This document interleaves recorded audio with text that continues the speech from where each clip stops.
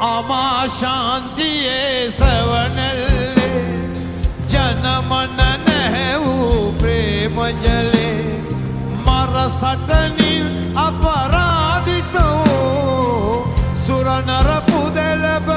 පූජිතයේ ලෝක සිවංකර මායිමිගේ ධර්මයේ දස දෙස පැතිරේවා සමදන තුඩ තුඩ රැව් දේවා